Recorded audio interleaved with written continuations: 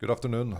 Many of us have always been liking these recurring revenue businesses, typically software businesses, that we now in April 2026 we have seen them falling in price, many of them, almost all of them, because it's so much easier to make competitive platforms nowadays, it seems.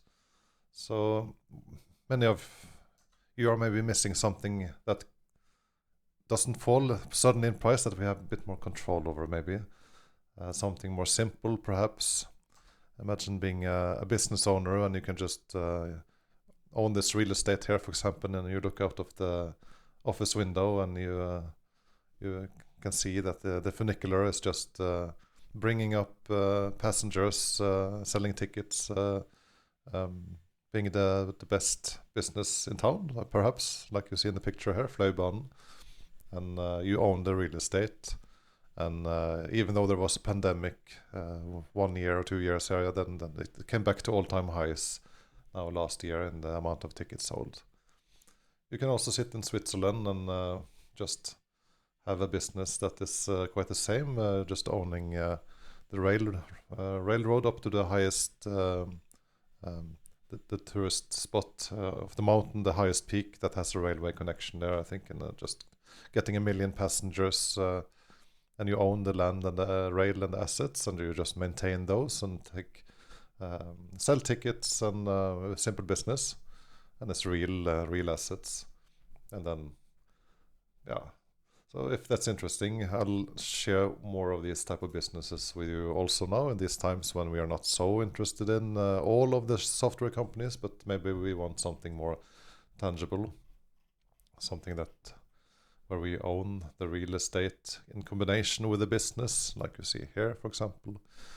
You have a SkiStar, which is the Stockholm Stock Exchange, and they own the land and the ski resorts, and they rent out skis, and they have their own online shop to sell the ski passes directly to their audience or to their customers. And then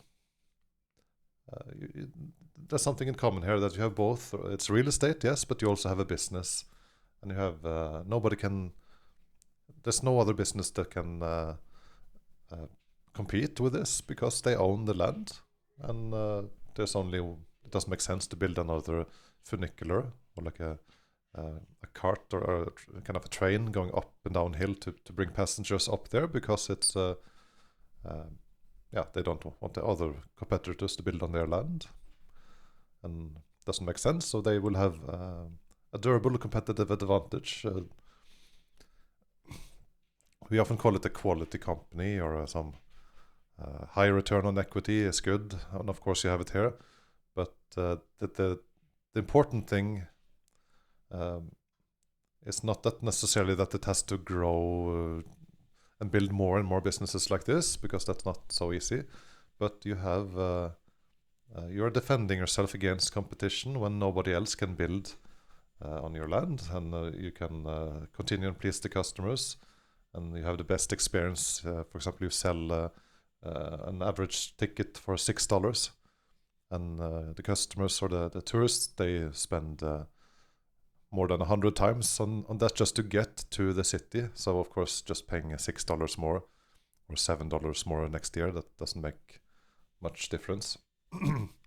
So you have something here in this business that I believe that you as a long-term shareholder will benefit from, and that is pricing power on the ticket price, because it's so much more worth than they are selling it for. And you can see it historically that the prices have been increasing more than inflation by a meaningful amount.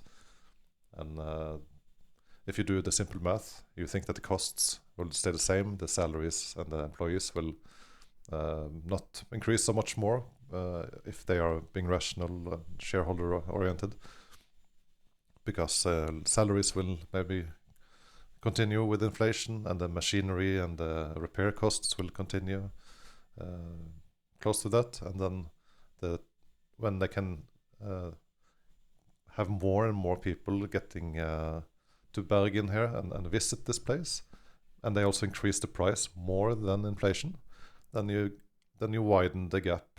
You get better margin, and it gets stronger and stronger over time, because you do it a little bit at each year, and then after a decade or two, it gets you see it, the effect of it on the long term, but you can't really see it year by year that much. But yeah, so then you have a real business where, for example, you have a 2.3 million passengers using this, and if you see the revenue and you find the metric there, you can see the ticket price is close to 65 crowns on average now, $6 or so, and then 10 years ago it was half, so they have increased the price, the price of the ticket by 7%, it seems to me, per year, and the inflation is maybe more like 3%, and that then you can measure that the operating margin has gone from 20 to 30 to 40 and now to 50% operating margin, with just owning the same business or the same real estate, and nothing has changed really. So yes, you don't have to have growth building more things on top there, but you have growth in passengers as the world gets richer and more people want to see Norway, and maybe adjacent countries want to visit Norway more if it gets cheaper in general for tourists. Then I think that they will benefit from that here, because they sell the best tourist experience in this region. Same with Jungfraubahn Holding, a real business owning this train connection here, for example. That here you can see that the price increase per ticket has been maybe 2% per year, and that's very low, you may wonder, but inflation has been roughly 0%. So then you even have a pricing power effect here, and the costs have been roughly the same as 10 years ago, but they get more profitable per ticket sold. If they have that case in SkiStar, I haven't measured, but I'm gonna show you if I find the effect to be here as well, and then you can have a look and see the long-term figures and see measure how many customers they have, and see if there's some if they own, for example, a market share of more than 40% in Norway, and they own the best resorts, for example, maybe customers are more willing to pay a little bit more to visit their facilities than the ones of the competition, and then maybe we can see an operating margin increase in one of these types of businesses.